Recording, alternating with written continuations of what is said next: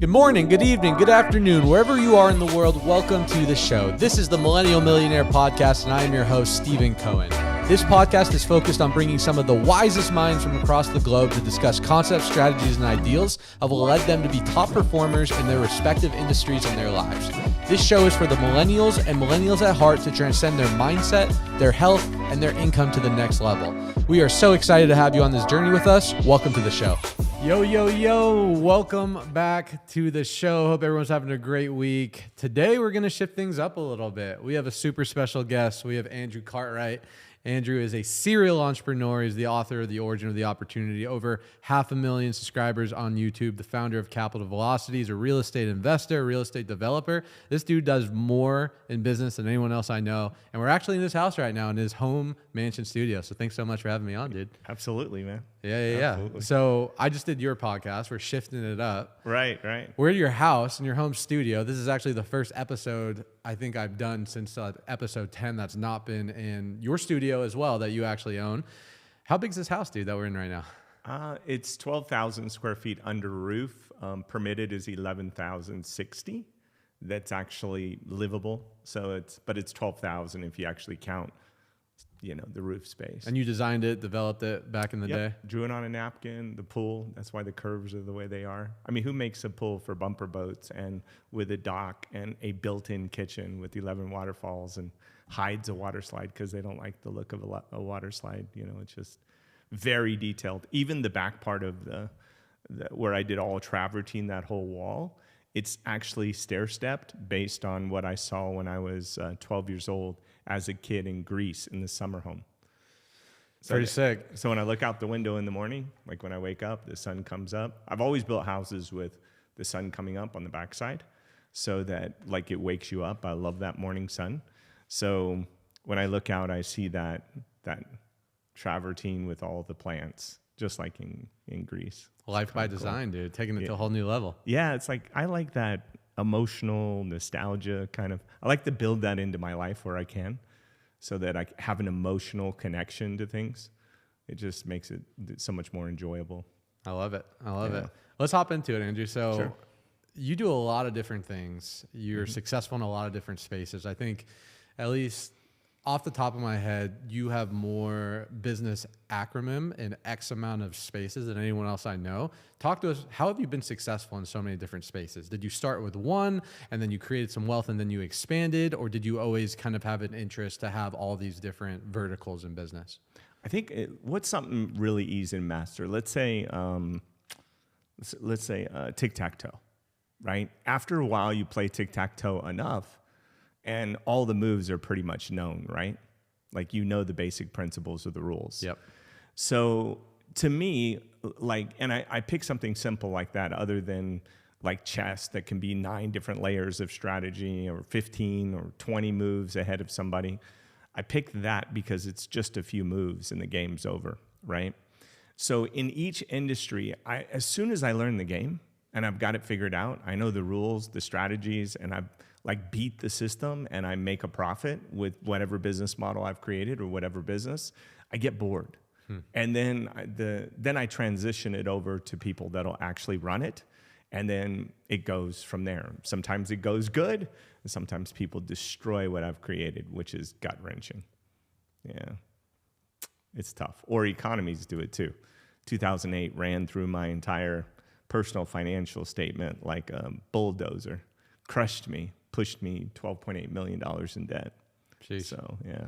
Yeah, no, it's interesting. I really like this concept of game theory. I don't know if you've done any research on it. It's a good book by Simon Sinek, but it talks about there's 2 different types of games. You have the infinite game. You got it. And then the finite game, right? Yeah. When I look at you, you look like an infinite player, where essentially, for those that don't know game theory, is an infinite game is a game where the whole purpose of the game is to keep the game going, right? There's not defined rules or not defined players. The whole purpose is you just don't want to run out of resources so you can continue to play the game, and you don't want to run out of the will, the determination to keep playing the game. And then you have the finite players who are trying to win. There's fixed objectives, fixed terms, and fixed players, where the whole purpose of the finite game is you're trying to beat the opponent, baseball, basketball, etc. Where you look like an infinite player. like you said, the whole purpose of playing the game of business, which is an infinite game, it's not a finite game, because you technically can't win business. Because how can you beat me at business if we haven't agreed to X amount of rules? Or is it most amount of revenue? Is it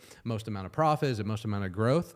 So when I bring up the infinite player, how do you feel like that has impacted your perspective when it's come to business as you continue to progress over decades of winning and not run out of the will or run out of the resources, aka money, to continue to play the game?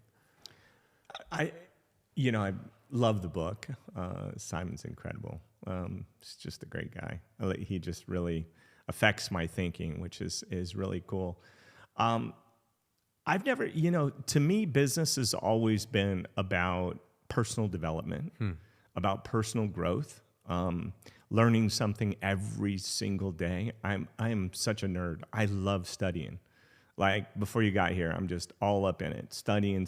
I'm going through all the details about Apple Intelligence and then comparing it to Gemini and OpenAI and all the advances that happened over just the last month for AI.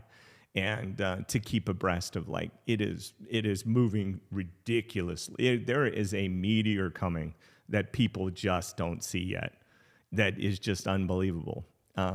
In fact, when Google's talked about it, they actually deleted the video and completely got rid of it off of the internet because one of the founders talked about what AI could do. So it's definitely coming fast.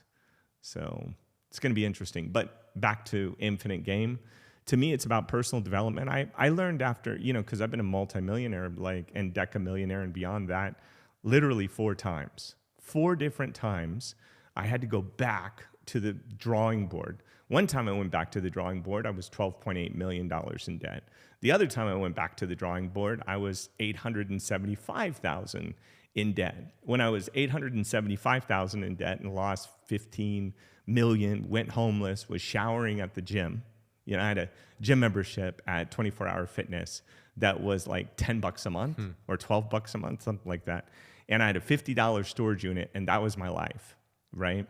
So I had lost $15 million, the house, everything just disappeared, and I was hiding my car from BMW Finance behind, and I would park at night. I'd have to go into apartment complexes here in Las Vegas, so where the gates close, so that my car doesn't get repoed. And this is already when you've had a good amount of success. Is that right? God, yeah. By that time, I had created over 14 companies, and I had been a millionaire twice. Because I kind of retired at 26, but I didn't understand leverage credit and investing. So I retired for 3 years and burned through what I had created. And if I would have kept what I created, I never would have had to work ever again in my life. It would have just, if I understood what I know about stock strategies today, bond strategies, treasuries, real estate investments, I've got well over 86 streams of income. So just the different ways that I know how to invest and do things today when it comes to finance it's so much different. Yeah. Do you think, because I love that you brought that up, I feel like for a lot of people, they hear the stories of, the super successful entrepreneurs, the Donald Trumps, right, the Elon Musk, that, they create all this success and then they go bankrupt. They create all this success and then they go bankrupt. Do you think that's almost a necessary part of the journey of success, where you need to learn those lessons in the valleys in order to eventually ascend to that next peak? Or do you think people can learn certain financial literacy or maybe investment? Where do you think the solution is to avoid people? And maybe it's not even something they want to avoid, but maybe it's something they want to get through quicker to avoid the peaks and valleys of what success can potentially bring. I think, this journey is brutal. It's not for the weak-hearted. Sure. I would say go get a job. Go get a job. You'll be just above broke. You'll be okay. Life can go. But if you want to take on this adventure and you want to do it, you're going to get knocked out. This is a lot like the UFC, right? This isn't boxing where you're going to go undefeated. You're going to get knocked out a few times. Everyone loses. And I think it depends. For example, it took me that time when I went $875,000 in debt. And to your point, Trump was In 1992, I believe, he was $9 billion in debt or something like that. He was like a bum. And I related to Donald Trump when he said this. He said a bum was wealthier than me. And that's burned in my brain when it actually became reality for me. I was like, that bum, because it wouldn't have been there I wouldn't have thought of that, except Donald said that. He said, like, the person on the park bench that's sleeping on the park bench has a better financial, personal financial statement than him at the time, right? So that hit me pretty hard. And at 875,000, I almost took my life. I put a gun in my mouth. I was like literally in the closet. It's in my book. I talk about it. It was one of the darkest times ever in my life. And one of the things I grew up saying, you're never a victim. There's never, you don't ever tell people about your losses. So it was hard for me to write that in my book because, but the reality is I think you have to be uniquely authentic to really share with people this journey because this kills a lot of people. There's a lot of, like Tony Hsieh, who's somebody I know who's passed away, sold his company for $500 million to Jeff Bezos or more than that. Zappos is the name of the company. He funded a lot of people downtown Vegas. And literally when they would fail, quite a few of them committed suicide. So this is not like, it's not easy. It's part of the reason I like to do hard things. That's why I did the Ironman World Championship 3 weeks ago. I like the hard stuff. Yeah. Doing hard things. I mean, we talked about that on your podcast a lot, but I think it's so important. And you bring up a good point. I remember hearing this, that not becoming successful isn't the worst thing in life. Being average, being mediocre, just getting by, that's not the worst thing in life. One of the worst things in life, and there's a lot of tragedies out there, but from a financial standpoint, is creating success and then losing that success, tasting what it feels like to have the freedom, to have the abundance, to have the autonomy of your own time and being able to take care of your family and your friends, and then losing that. What do you think separates the people that gain success, maybe lose it for a season, but continue to progress long-term and create sustainability eventually, versus the people that get success, they lose it, and then they're never able to get it back? I've ran into, it's funny you bring that up, because I've had quite a few very successful deca billionaires that have come to me and said, and like literally grown men, 60 years old, 65 years old, looking at me, and multiple looking at me and saying, Andrew, you're so lucky that you went through what you went through, because I got successful out of the gate. Like Elon Musk, right? He sold his company for whatever, 100 million or whatever it may be. He had the money to go, and he also had the connections to all the capital. He had all the private equity markets, the VC capital to go get access to all that stuff. So his new start wasn't like, he had a kind of a launching pad. Even when he talked about going bankrupt, he still had all this capital and access, and it would be other people's money that he lost, not just his own, right? So they look at me and go, you rebuilt yourself 4 times. I could never rebuild myself. I know that. Like one guy, he's a company just exited. He goes, there's no way I could have done it again. It was hard to do it the first time. The second time would be almost they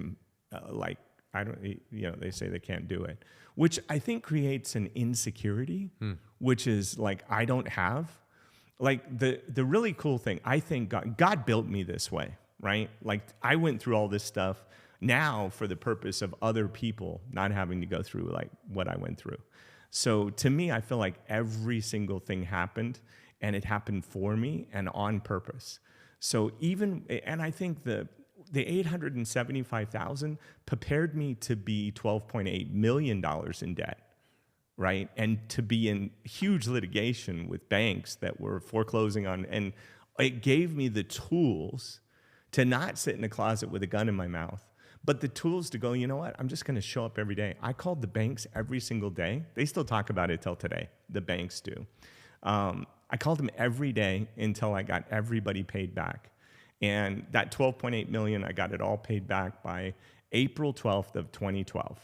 Took me 4 years. September 3rd is when my bank failed, right? September 5th is when Silver State Bank failed.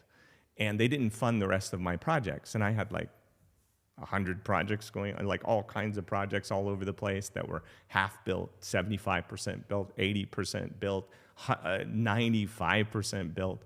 And they weren't funding anymore. Once the bank failed, the FDIC picked them up, and the FDIC refused to advance any funds for construction to complete jobs. So it turned projects that were great projects that were sold, and it flipped them upside down. Something that was worth $15 million was trading for $500,000, right? That's because we didn't have a recession in 2008. That is such a misnomer. We didn't have a great recession. What we had was a deflationary collapse of our banking system. So we went down to what the cash price would be if somebody was to acquire an asset. Some of it was pennies on the dollar, but it reduced. We had a deflationary collapse in our financial markets because none of the banks trusted each other. Because normally we could take $1 and make it into 10. That's what I do. My biggest thing now is lending money. My biggest companies are lending money. So we structure deals and help people get access to capital in real estate and in business. So that's my big push now. I became an underwriter in 2012 to learn it. I've always wanted to learn what other people were failing me on, which is how I ended up being a contractor and how I ended up being a developer and a banker. Couldn't count on other people to get the job done. So I created a company. Yep. I want to rewind back to what you said there, right? Sure. I think every successful person, and the reason they are successful, and success means a lot of different things to a lot of different people, but the reason that they can feel good about what they're doing is because they went through a hard time or some type of challenging time. No one respects the person that was born with a silver spoon because they didn't have to go through any challenges. Therefore, people can't relate because life is hard. It's supposed to be hard, right? It's supposed to forge you into the person that you need to overcome the challenges that you're dealing with. My question for you, though, in a situation like that where you're drowning in debt, you're the 12.8 million. The 12.8 million. Yeah. You have I was happy as hell. Happy as hell. So that was my question. How do you operate in that season of your life where you have all this money that people have lent you, or not lent, but that you are leveraging for people? You have all this outside pressure. How do you keep that level of peace, joy, happiness, which got you out of that season eventually? But how does someone operate through challenging seasons like that? I think the cool thing for what I didn't know at the time was when I did end up homeless, showering at the gym and the car and the storage unit and all that stuff.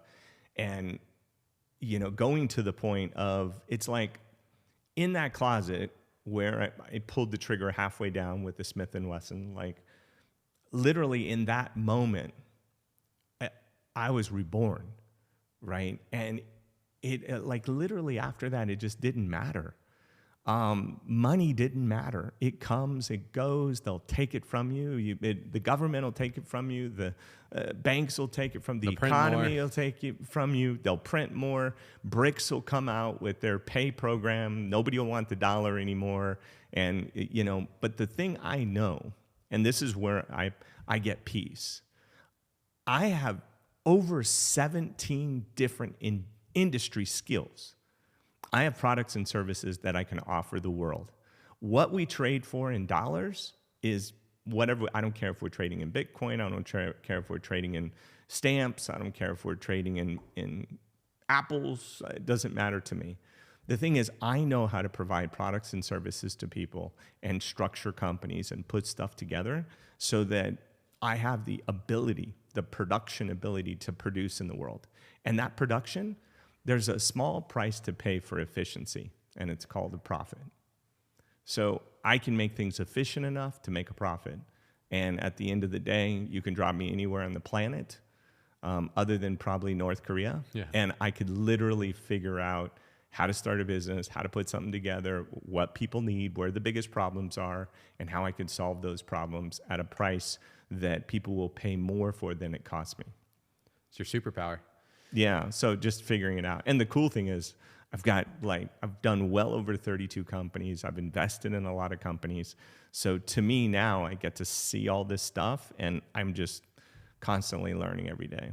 Yeah, I agree. I think when you're going through a challenging time, which new levels, new devils, the next level of your life is going to require a different person, a different individual that can't handle what you currently can. So you have to evolve in order to. But something that's always brought me a lot of peace, similar to you. Obviously, I've never been, $18, $19 million in debt yet, but I always pull on my past wins. The times where I thought, there's no way I can handle this. I'm drowning. How am I supposed to deal with this conversation? How am I supposed to get out of this financial rut? How am I supposed to execute at this level in order to achieve the thing that I need to? When I can pull on my past wins, it almost creates this sense of invulnerability, which gives me the faith in order to pursue doing what I need to. Because I do believe anyone could get through any challenge as long as you bring the right attitude to it. But what happens, I think, a lot of people is they're not able to reflect on their past wins and their past accomplishments. It's almost like they forget how badass they've been in the past. So as they go into this new scary obstacle, they're coming in with what they feel like they can do, not everything that they've accomplished in the past. Mm-hmm. How do you feel like self-reflection and just creating a winning reputation with yourself, being someone that says something and accomplishes it, has helped you as you've climbed the ladder of success? I think for me, it's been really difficult to talk about the past because I don't live there. I don't live in my past wins. I'm grateful for the moment. I'm grateful for you. I'm grateful to be here. I have a sense of gratitude. I live a lot, and I even tested out for this as a visionary. I live in the future. So my brain is constantly figuring out the monetary system or figuring out AI or figuring out finance. I'm constantly living down the road, and I love delayed gratification, right? I tend to forget all the wins. I built this house. I built the house next door across the street. When you drive up the street right before you get to Nancy Walden's house, which she's a billionaire, and also the P.F. Chang's guy, Panda Express guy that's there, 3.5 billion, or the Wish guy. Two of the houses right before theirs I built. And then when you make a turn, go down the Street of Dreams, I built a house there. So I run that every day. I get to see that, but every once in a while, I'll force myself to acknowledge that. But to me, it's always about what's next.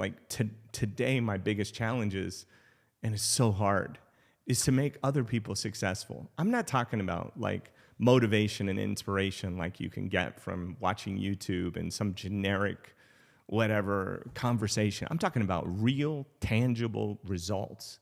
And that's kind of the standard I have for myself. Right? I'm not into the hyperbole. I'm not into the hype. I'm into how do I get this person to build their credit, to build their cash flow, to buy real estate, to buy a business so that they can be a multimillionaire. I know that the paths are infinite, but it is so difficult to, transcend to literally help people be successful. Lending money. I have an unlimited credit line that I can lend as much money as I want. I've just got to find people that literally pay their bills and have a 680 credit score and literally want to get ahead. It's mind-boggling to me. It's so frustrating because I want to help more people. What do you feel like on that topic? What do you feel like is the biggest bottleneck that is holding people back from winning, whatever that means for them, whether it's getting their first rental property, whether it's creating a multi-million-dollar portfolio, starting their own business? You're a coach as well. You mentor people. You've ran multiple businesses you've had the opportunity to see them grow from where they were to where they want to be. Where do you feel like the big bottleneck is from not allowing people to reach their goals, dreams, and desires? I think the biggest bottleneck is someone's identity. And I talk about that in my book, about how people get trapped in identity. They actually believe their limiting beliefs, which makes sense, right? You believe your limiting beliefs, right?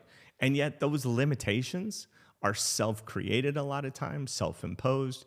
But the other thing is, and people don't realize this, is like our parents download an operating system into us, because when we're 5 years old, we know 5,000 words. We haven't even picked up a dictionary yet, right? We literally have use of all those words.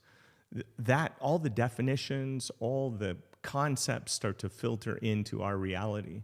And what comes with those are our history of beliefs. We're talking about your grandmother, your grandfather, your great-grandfather. All that stuff comes down that pipeline into our OS, our personal operating system. And if you don't question that, if you don't like I'll have a belief, like I don't think I can do an Ironman. I've never done an Ironman that I thought I could actually finish. That's a bar. Right? Like, so, and it took me 10 years and 5 months to get to the world championship, and 10 years of doing Ironmans, and all the stuff, the injuries that put me out for a year, the whole bit to get to that finish line, to finish the world championship, the biggest Ironman in the world. Yeah, which is impressive, to dominate on the business plane, to attack the physical plane. It all bleeds into each other. On the identity piece, I agree with you. I think the identity is the most important part, because to see me go from a broke college student a decade ago to now a multimillionaire, still a long ways to go, but it was all just me getting out of my own way and reprogramming my operating system, my RAS, as Tony Robbins and Ed Mylett talks about. How do you start to go to work on your identity? Because I think a lot of people may know, okay, hey, I'm stuck at a certain income, I'm plateaued at a certain level of success, I'm stuck in my relationship that I'm not getting as much joy out of. You can't out-earn or outperform your self-image. So what would people need to do? I think awareness is the first, right? Realizing, hey, I need to become more than I am. But what would you tell people to really start going to work to increase that identity of theirs, to start receiving some external results? There's a book called Games People Play, and it's by Eric Berney. He built the whole transactional analysis community, huge. You can get certified in it. It's taught in schools. It's amazing. But we're all kind of racketeers, right? We have these things we put out there, that these limiting beliefs, but they actually support other things. Like, we don't want to work hard. We don't want to wake up early. So we make all this top line stuff, your stories, your reasons, your justifications, your excuses. The reality is just do it. Like, I watch my thoughts. I'm not attached to my thoughts. I see my thoughts, I hear my thoughts, but I don't necessarily act on them. My brain, my mind, is just a computer that throws me a bunch of random stuff. And what first got me to see it was I started questioning, where did that come from? I'm going to talk about that in my book too. Oh, wow, that's my mom's. That's my mom. I can even hear her. Oh, that's my stepdad. Oh, that's my biological. That's my teacher. Oh, that's my buddy, right? Like, we absorb all these ideas and beliefs into us. We suck in, like, in my mind, a lot of times when I'm hearing somebody say something that is completely disempowering, I literally in my brain am like trying to cancel out, without talking, not to absorb the belief that they're trying to impose on me, right? Because imposed beliefs are tough too. Your family puts them on there. That's why moving could be the best thing you ever done. Is when you move, because you step out of your routines, your habits, and how people perceive you, which also determines what opportunities they'll put in front of you, and also what opportunities you'll see. So you get rid of a lot of static when you start all the way over, when nobody knows who you are. Creates the space to reinvent yourself. It creates the space. And then in my book, I talk about your identity and how to have an identity crisis, so that you start to question it. And then you start to look at, what are your stories? What do you tell people? People have trillions of things that happen to them in their life and that occur, like these events, and yet they pick like 8 or 9, and that becomes their story. If your 8 stories are about victimy, then what are you, selling victim?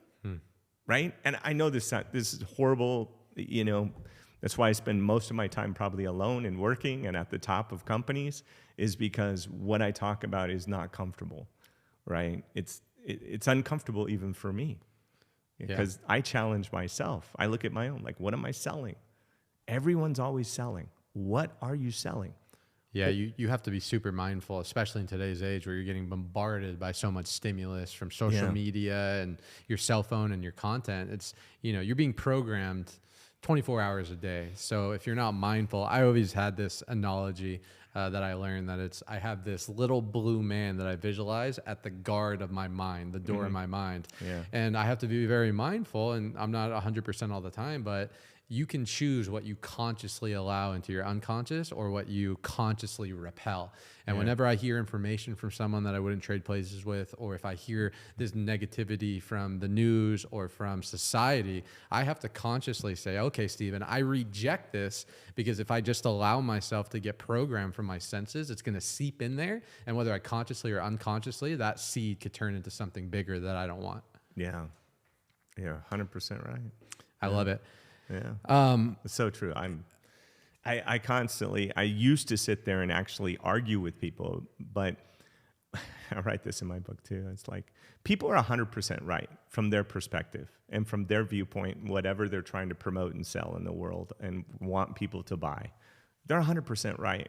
I used to, in my younger years, try and convince them otherwise, which makes people wrong. Like, why would I, it's more about making people right and shifting them in a direction that's going to support their highest potential, right? Because arguing with that is arguing with their reality, which arguing with reality is the definition of insanity, right? Like, if you look, the people we lock up are people that don't agree with reality. Like, what we agree with as far as that person needs to be locked up, right? They're crazy.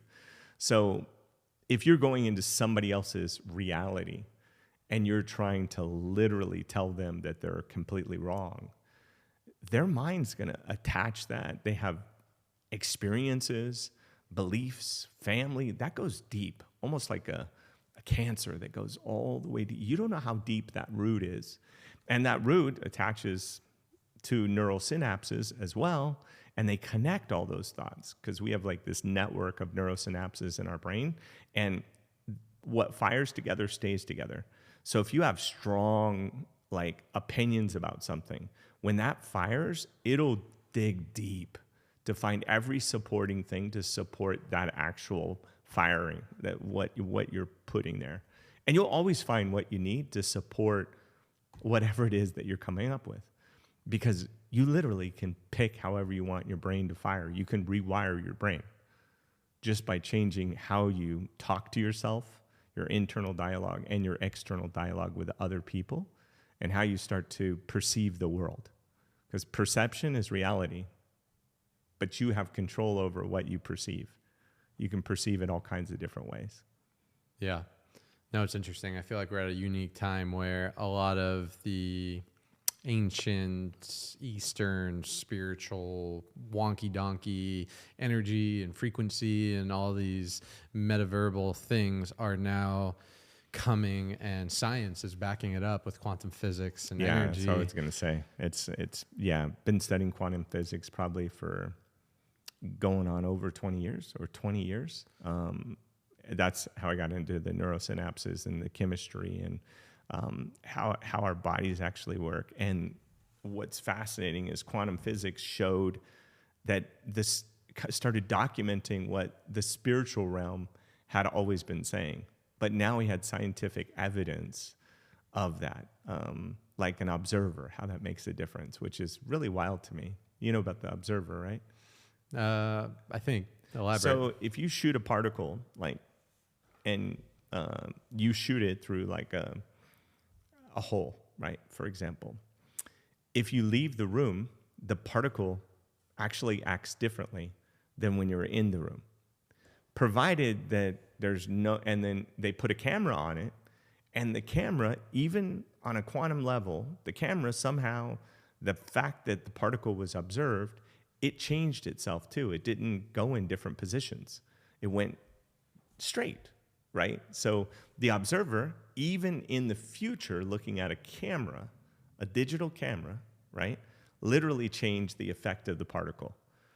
And you look at that and go, that's interesting. So if we're not in the forest and the tree falls, we're not really sure if it makes a sound, because if we put a recorder there, it makes a sound.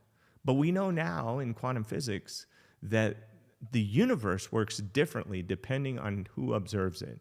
You have unbelievable power just on what you put your focus on. It changes the outcome.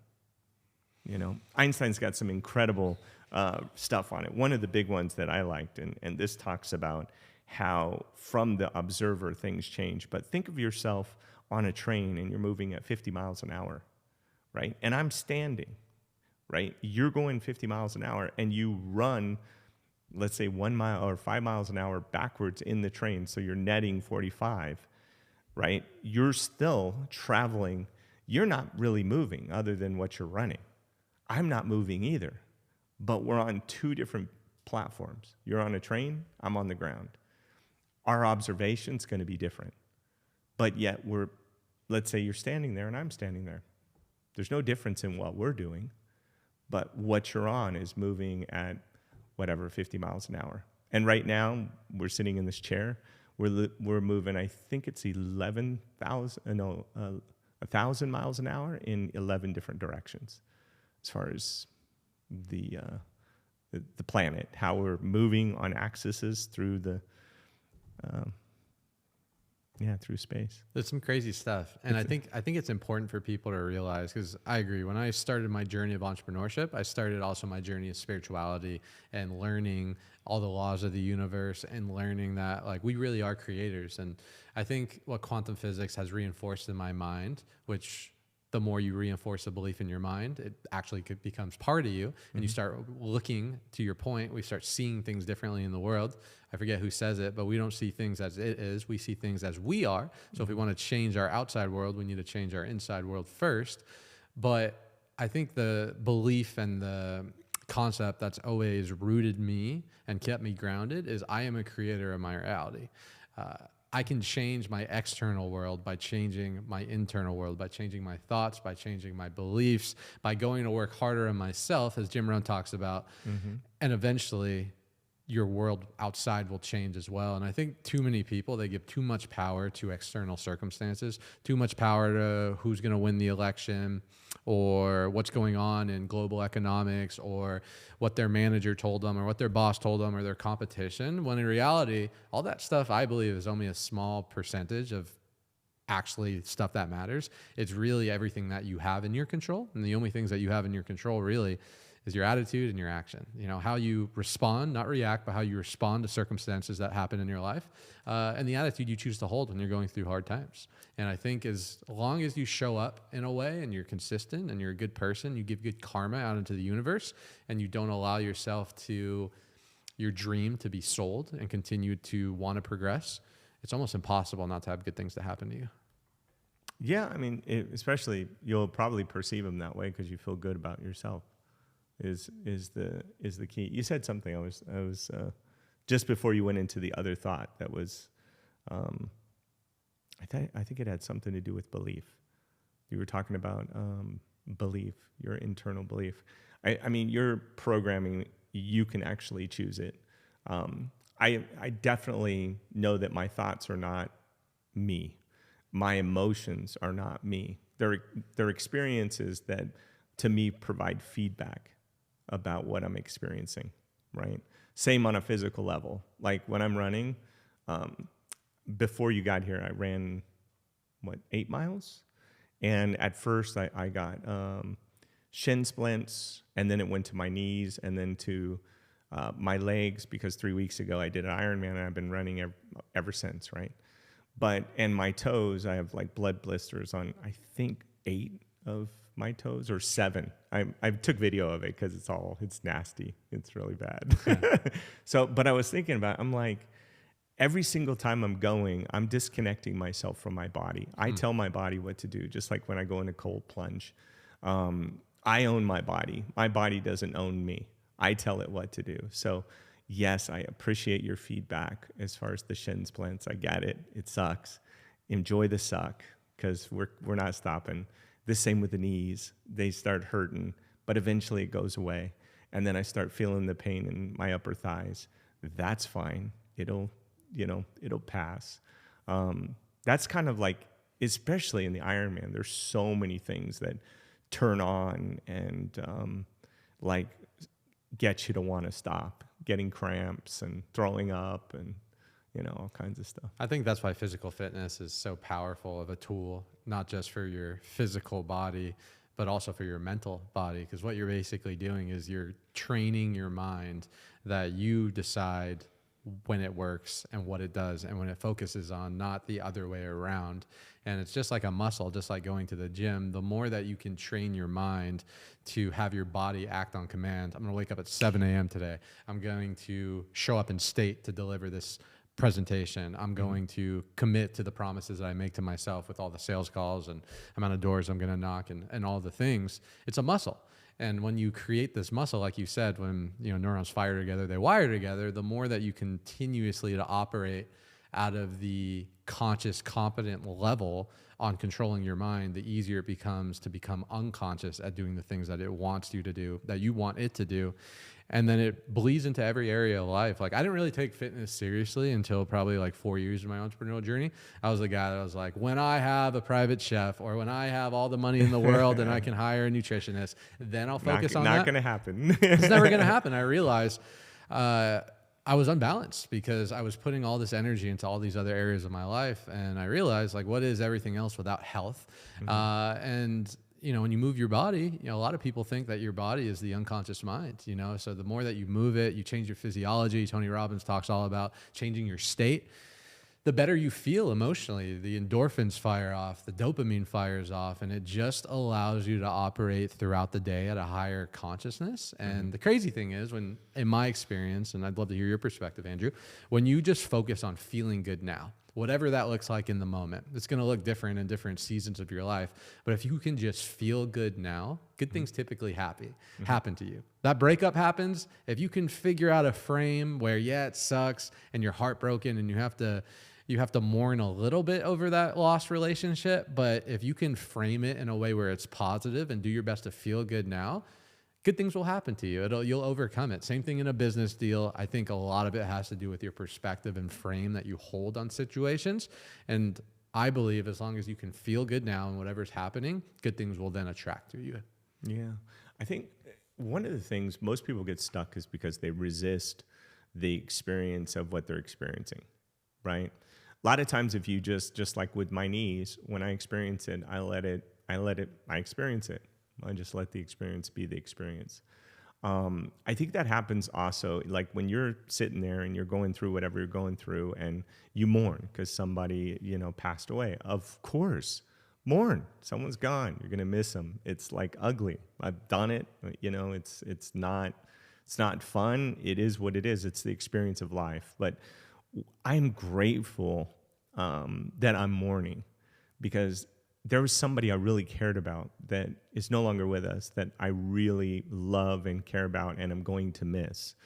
The fact that I'm experiencing that mourning, it's like literally life. It just feels good, right? I have a tendency to reframe my experiences to look at like even with mourning, I want to experience that. If I didn't, I think something's seriously wrong with me. I would question. I'd have to go, am I a sociopath or a psychopath? Because if I'm not feeling compassion, if I'm not experiencing this is probably a bigger problem, But yeah, I think resisting it. And the other thing is sometimes when people hang out somewhere too long and they're racketeering, they're using that as a racket to not work for 2 or 3 weeks, or even with the first time I blew up, when I went $875,000 in debt, it took me about a year. The third time, right, where I was $12.8 million in debt, it was 10 minutes. It's like, oh, so what? Now what? The whole economy's collapsed. Nancy Pelosi, the more she talks, the worse things get. Mm-hmm. there's no solution here. All the banks have basically committed major banking fraud. And nobody trusts each other in banking, and it's collapsing. Okay, now what? Just like, for example, I had a plan for whoever won as president. They're just different plans, right? Based on the policies that will probably land. So when it's not what happens, it's what you do, how you respond to what happens, and that you let it happen. Like, for example, if you say, okay, this happened for me, how does it serve me? For like all the people who voted for Harris, it's like, how does this serve me, right? Is more of the look. I know it's hard, but I looked at even the $12.8 million. How does this serve me? It serves me. It humbles me again. I know what it's like to be humble. And all this stuff, everything 6 feet above ground is bonus. If I'm 6 feet above ground, got my health, bonus. I'm alive, bonus, right? So who cares? I had 375 cars, houses, who cares? It doesn't matter. I can only eat one meal a day. I know what it's like to eat top ramen for 11 or 22 cents, a meal. I know what it's like to, pour ketchup over, cheap pasta. You know what I mean? So, who cares? The biggest thing is the experience that you carry around with you. I could have made myself really miserable. I had plenty of evidence to support being miserable. Nobody would have argued with me. Everybody would have agreed. But it wouldn't have supported the future I now live in. Because what I did then painted the path for what showed up later. See, a lot of people think that success is something that happens overnight. It's usually a seed you planted years ago, right? Maybe 10 years ago, the seed you planted. And it finally is bearing fruit 10 years later. So that's the thing. I shifted and just said, okay, this is what happened. I kept everybody employed. I lost about $50,000 a month. At the time, I had 14, 15 entities working, projects, banquet facility, buildings, all kinds of stuff, car dealership, insurance company, I was running from one company to the other, and all I did was, I was a firefighter. All I did was put out fires, calm people down, call the banks, let them know I'm not going anywhere. I'm not filing bankruptcy. I'm going to take care of you. We'll figure it out. Peace in the chaos. Yeah, I think that's where I'm very zen. If there were bullets flying over us right now, I know you probably wouldn't believe this, but I'd be super calm. I'm super calm when the more chaotic things get. It's I retreat into the safety of my mind or in myself, and I'm completely able to make rational decisions, Do you think a lot about mortality, or where does that peace come from? Because I like to think I'm Zen as well. And, I do the things, the yoga, the meditation, I try and do the theta waves, all the things. I think at the end of the day, when you can come to peace or a degree of peace with mortality, it makes the human experience not as stressful. Like you said, $12 million, negative net worth, in debt. It's all good. I'm not dead. And if I am dead, I'm dead, True. What's your relationship with mortality? Do you think about it a lot? I do think about it a lot. Almost every day. Probably more than I should. Has it always been like that, or is that more recently? No, it's been more the past probably few years. When I hit 50, when you go do your prostate exam and you do the things, your colonoscopy, all that kind of stuff. Fun stuff. Yeah, fun stuff. And I buried my mom a couple weeks ago. And sorry to hear that. I went to I got her place, a plot, because she didn't get one, but so I got her a nice place with she can see the water and the whole bit. It's just beautiful to go, and it's near a waterfall. And it was close because I couldn't actually get her buried where she wanted, which was with her father and her mother, because that actual grave, I didn't know this, but there are only 4 people. Once you have a casket, only 3 other people can be part of it. So I looked for loopholes, and because that's where she wanted to be. But you look at the dates. If you ever want to see mortality, go look at the dates that I looked at. My uncle, John Krause, he passed away at 31 years old. You look at another was like 68 years old. My mom was 68.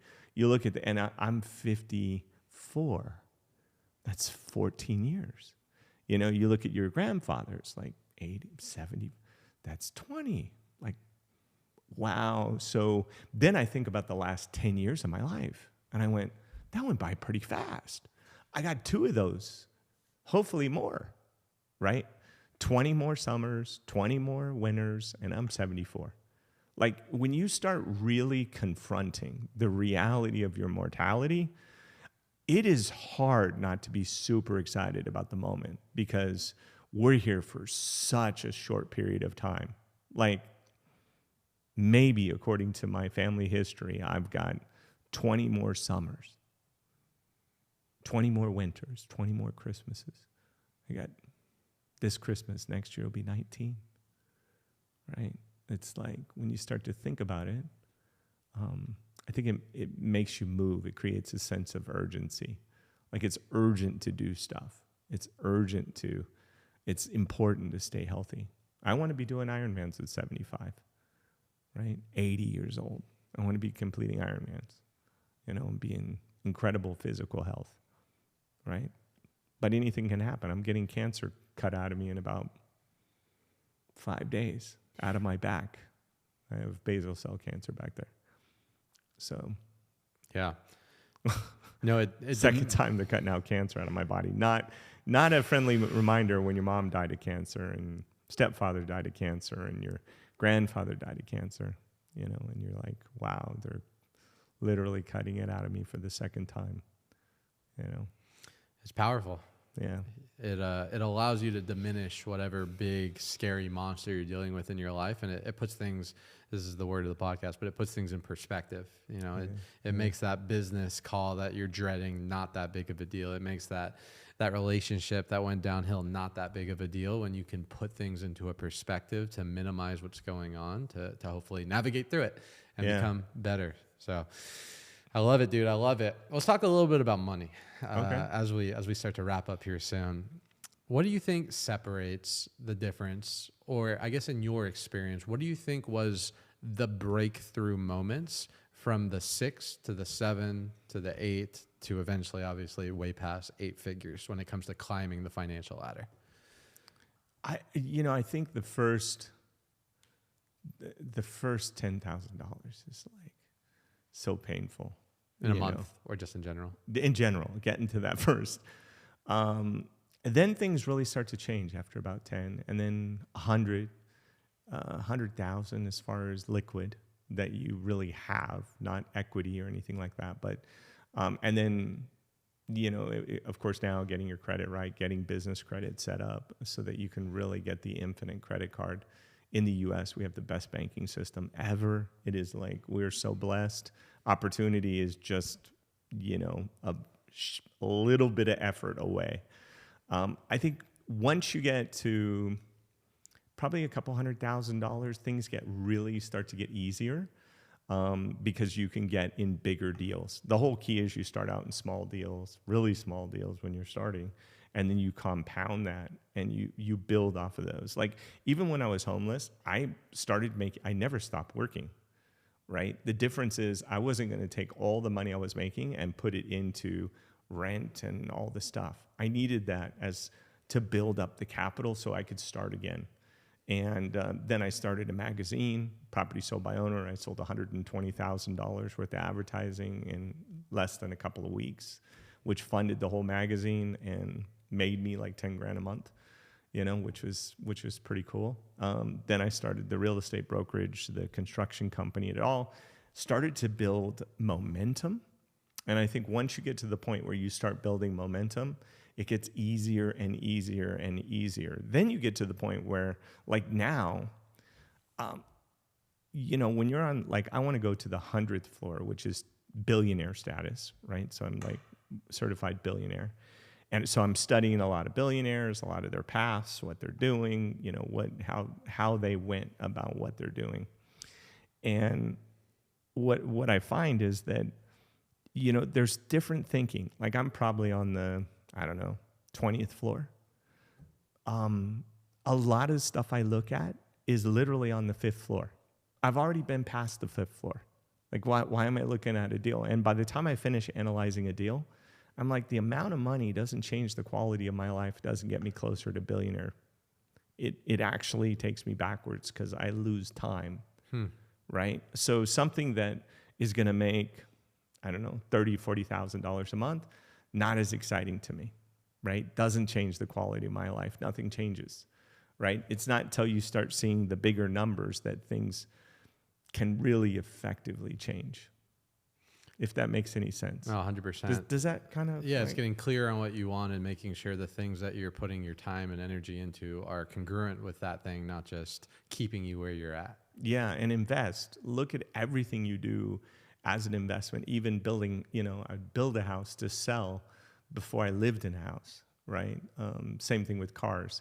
I had a bunch of exotic cars, so I got a dealer's license so that I could hold all of them. Then I ended up selling cars, and then I started a finance company that actually financed cars. Then I started an insurance company that helped insure, and then I ended up with a bunch of dealerships. And it's kind of like, but I started like, how do I get like these exotic cars and have one plate that I can drive on with one insurance? And then it turned into a whole business. So I've always looked at, like, you can go get anybody can go get a resale permit, and then you can get everything wholesale. I learned this at 15 years old. And literally I could go to the auto parts store and show them my resale number and get parts wholesale, right? So I'm not paying retail for the part anymore. So anywhere you can save by buying wholesale, there's wholesale accounts that you can, Costco, there's like literally wholesale is where you don't pay retail. A lot of times it's 50% of the cost to buy wholesale. When it comes to creating wealth, the way that I kind of see it is there's 3 legs to creating wealth. You have earning income, you have keeping/saving income, and then you have multiplying that income, which is investing, right? Those are the 3 buckets that I kind of view the game of wealth creation in. Is there a percentage or a priority? You have the Dave Ramsey people that are save, right? Save as much as you can, slow wealth, slow build. Then you have the other side of the coin, right? The Grant Cardones, which is like leverage, put as much in, don't buy anything unless it's 12, 16 units. And then you have other people that are just focused on earning. You can't save your way past 0, but you can earn infinite. What would you say is the percentage, or where would you say people should have their focus on this wealth creation? Is it on, obviously it's in all of them, but where does someone start to really start creating that wealth? That was like 5 questions in one. First of all, Grant Cardone isn't personally guaranteeing anything. All his loans that he gets are all non-recourse loans, which means if they fail, if they foreclose, he doesn't lose anything. They don't come after him at all. They're non-recourse. So when he's going out to get leverage on these properties, there's literally it's not going to hurt him if they fail. And the equity, the money that's put down on the property in order to secure the loan, is from his audience. So there's no risk. The only risk that somebody's taking is the audience putting money into his deal. He's not risking anything. He gets paid when it's bought, he gets paid when it's sold, and he gets a percentage of the overall portfolio. Nothing wrong with this. Wall Street's been doing it forever.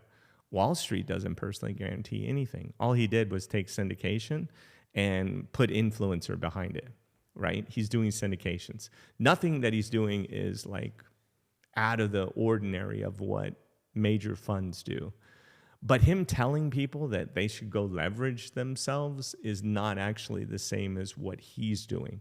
He's not leveraging, right? I leverage because, I personally have just been that way. Most of the stuff I sign personal guarantees. I feel good about my deals. I put enough money down. And then I don't take, we're starting to put a fund together now, but I don't take other people's money just because there's so many things that could go wrong. It's difficult to, I'm more concerned about somebody else losing money than me losing money. Like, I don't mind losing money, but losing someone else's money really makes that would keep me up at night. For sure. You know, if I had an investment that my investors were going to lose money, I would not sleep. And I would try and figure out, how do I get them paid even if the deal goes bad? What else can I put them in? How can I strategically move them into something that matters? That didn't answer the question, did it? That's a good point. So am I the Dave Ramsey save? No. Borrow money. The thing is, to me, and everybody's on a different. What floor are you on? You ground floor? Let's say you're ground floor. You have great credit. You got nothing. You got no house. You got nothing. Go buy a business. If it fails and you file bankruptcy, what'd you lose? Like, I'm not telling people to bankrupt. Like, I'm not giving financial advice here. But to me, if you got nothing to lose, why aren't you swinging for the fences? I know every time I was in a position where I had, nothing to lose, I swung for the fences. I went to the bank. I borrowed the money. I put the deals together. I personally guaranteed it, and I swung for the fences. I knew that, if I missed, worst case scenario, I'm starting over again. But if I don't take that chance, like Dave Ramsey wouldn't have you go buy a business and go be in debt. But if a business can pay itself back in 3 years and pay it off, and you could become a multimillionaire off of paying off a business in a few years, and then you own the business, the actual asset, as long as you don't screw it up, and you have nothing, because one of the key things, especially with some of the deals we do, is like, you can't get money elsewhere. When you go to like the Small Business Administration, like I've done well over 70,000 different 7A loans with the SBA and underwritten them and did it with my own hands, right? Literally, it's made for people that really don't have it's why this country is what it is. Many of the major corporations were started on SBA money. Because people know different, know smarter than you and me, said, you know what, I don't have it, but I have 10% down, and I don't have 20, I've got 10, and they go buy a business. So if you've got 10 grand, you can buy a $100,000 business. If you've got, a lot of times, owners are carry, buy a $300,000 business. That's going to at least make you $100,000 a year, if not more, right? So to me, I would say I don't agree with Ramsey. I like Ramsey. I think he's a great dude. But I think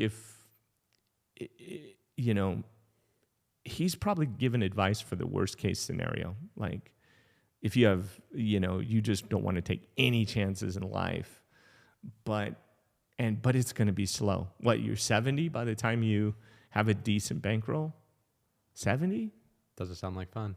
Yeah. Like, you could have, bankroll every decade, and then hopefully on your fourth go around you crush it.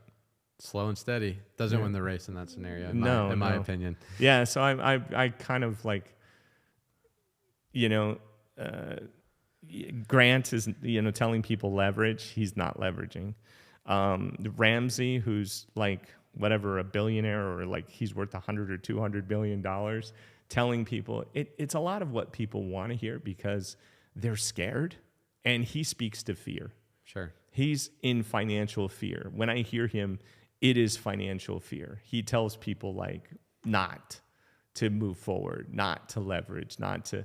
So that's not the way I play the game. 100%.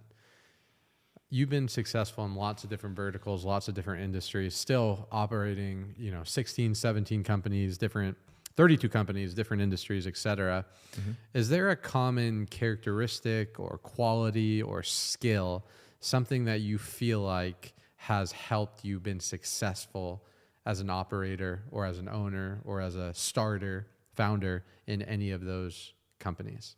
Like, what's that one skill that you feel like transcends, that people really need to develop in order to be successful in a bunch of different spaces? I think I'm not attached to who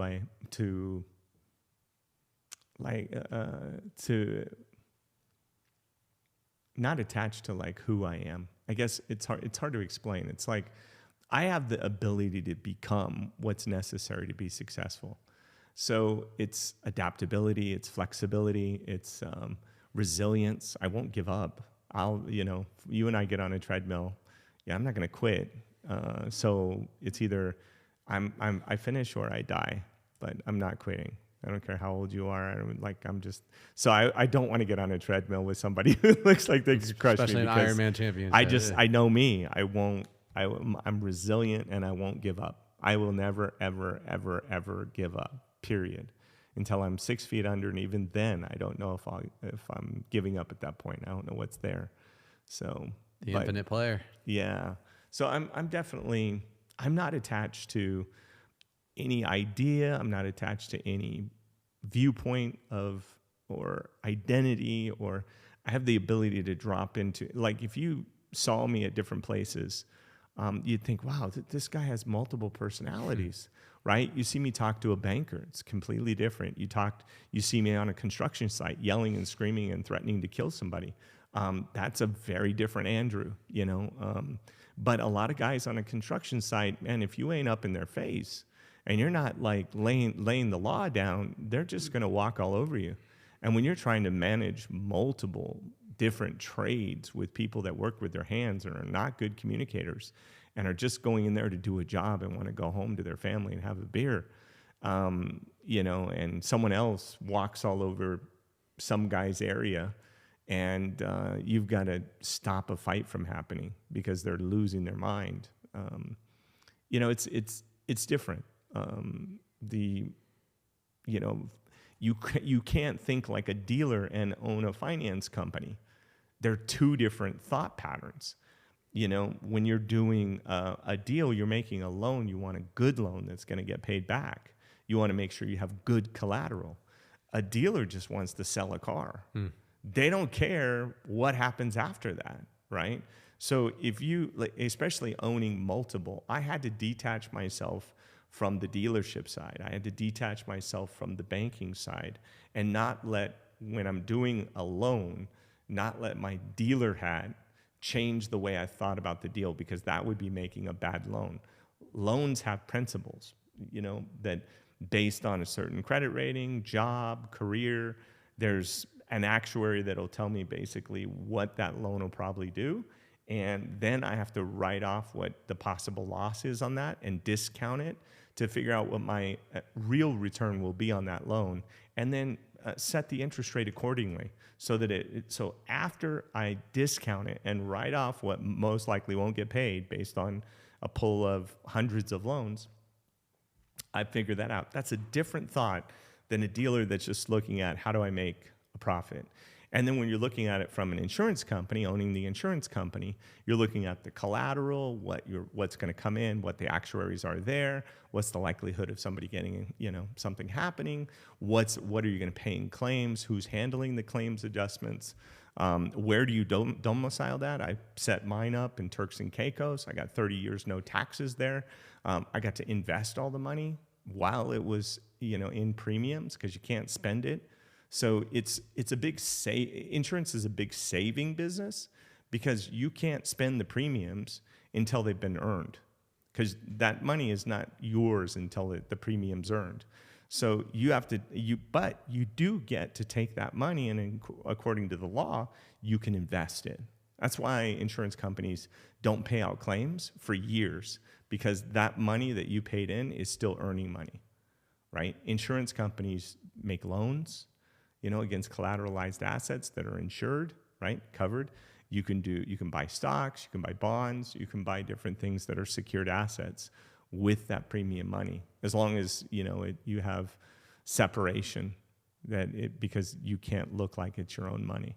But that's a different hat than the dealer hat or this hat. The contractor hat is different than the cell phone business that, with 45 stores that is heavily concentrated on sales, to a fundraising business, to a shipping company that I owned, or the development is completely different, creative, and just, it's, Yeah. So it seems as is you don't allow your identity to get wrapped in with any specific niche. I think a lot of people, and including myself, the school teacher for 20 years can't do anything else because they believe with all their heart they're a school teacher. Even myself, I've been doing solar for 10 years. Sometimes I need to remember I'm not Stephen the solar guy. I'm Stephen, someone that does solar. And I think a lot of people, they get wrapped in, their identity gets wrapped into what they do versus who they are. And it seems like you know very well who you are. So as you move through these different industries, you bring yourself wherever you go. You're not attached to one specific ideal of who you are. I think this is what you bring up an interesting point. See, here's the thing. You think you're Stephen, right? Yeah. You think you're Stephen. Can you prove it? I can prove a name that the government gave me or my parents gave me that the government looks at me as. Right. But yet, so Stephen's just a label, right? Correct. You could be Tom, you could be Frank, you could be Joe, you could be whoever you want to be. Esteban when I go to Mexico. In fact, you could go down right now today, and as long as it's not fraudulent, you can completely change your name. Totally up to you. You can even change your social. You can literally do that right now today. So your name is like so insignificant. But think about this. What do you have attached to the idea of Steve? What is attached to the idea of Steve? Past experiences, past traumas, things I correlate to who I believe I am. Right. So, but yet Steve, just a label, right, that has this whole series of stuff that's on, is like a pebble of sand on the beach of who you are. What you think you are is like looking at the finite game instead of the infinite game. I'm more interested in who you're becoming than who you've been or who you are. I'm more involved in who I'm becoming. Like, I'm an opening. I'm not closed. Like, I'm not attached to my name. Andrew Cartwright is just for convenience for you guys. It is not for me. It doesn't mean anything to me. It's just a label. Anyone can have it. Many people around the world have Andrew Cartwright as a name. I see him pop up on the internet and all that kind of stuff. There are plenty of Andrew Cartwrights. There's plenty of Stephan Cohens. I hate to tell you. There's a ton of them. So if there are a ton of those, how can you be this? If there's already so many that are this. If Stephan Cohen is out there and like there's 1,000 of them, are you Stephan Cohen? If there are 1,000 other people named the same thing? It's a valid point. Right? So it's part of that you start to really detach, right? Like even the idea, we're in a house that has a title, right? That title only exists because of Henderson being here, that set up a township. And Henderson's only here because of the fact that it's Nevada. They draw a line, they write some laws, all that kind of stuff, right? Then Nevada's only here, it gets it from the U.S., from the federal government. And from the federal government, our charter, I guess, sits in England for the United States. Like our charter, corporate charter, like literally is from like England. So here we are, we get property rights because of all these ideas. If tomorrow those ideas were wiped out, whose property would this be, right? What's Henderson if it doesn't have the structure? And people get attached to the idea of something. It only exists through agreement because we've agreed it existed, right? Henderson's only here because we all agree, right? Las Vegas is only here because we all agree that this is Las Vegas, right? I know that's kind of like hard for people to wrap their hand around, but once you start to disagree with agreements that don't support you and start looking at things that do, you realize that reality is just an agreement. And you have control over it. You can change it.